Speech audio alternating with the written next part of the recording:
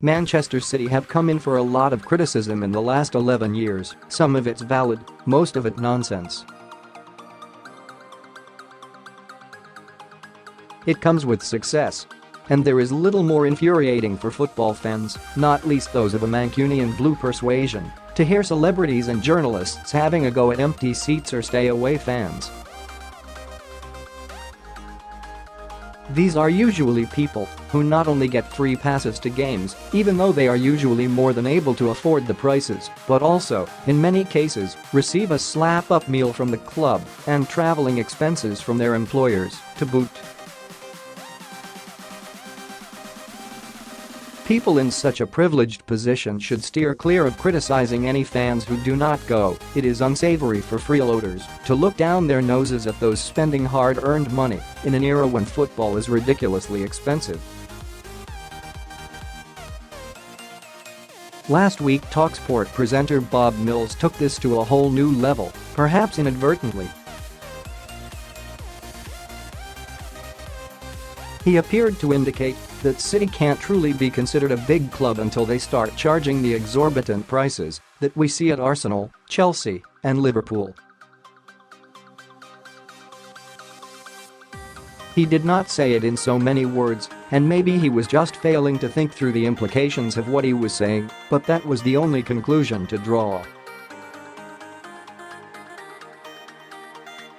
He was referring to the latest Deloitte Money League findings, which show that City are the fifth wealthiest club in the world. He pointed out that most of City's money comes from commercial revenue such as sponsorships and broadcasting revenue, with matchday revenue making up the smallest part of their turnover. Here is what Mills said: "Matchday profit is exactly what it says. How much are you making from just having a football match? From turnstiles, programs, catering, merchandise, how much you're making from your fans?" Barcelona made $144 million matchdays, Real Madrid made $143 million, Manchester United made $119 million. Man City are 5th overall, but if you went on matchday profit they would drop to 10th.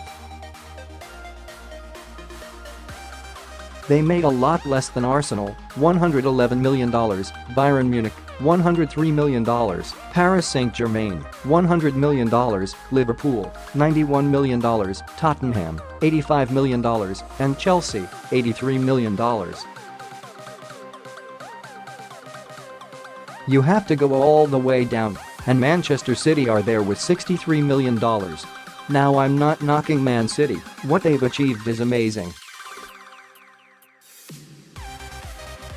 However, as far as I'm concerned, your bread and butter money is how much your fans bring you, and I think Man City have to accept they have a lot of catching up to do.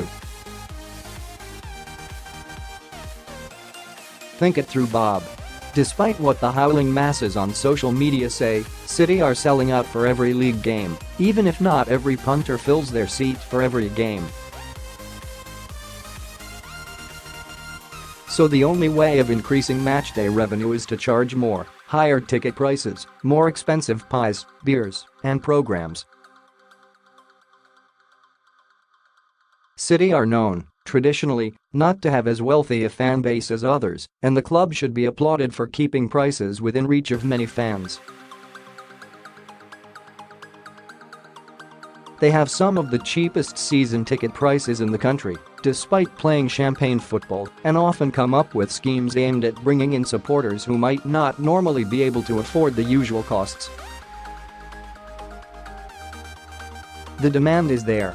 Against Rotherham in the FA Cup, they charged £10 for adults and £1 for kids in the family stand, and were rewarded with a near 53,000 crowd.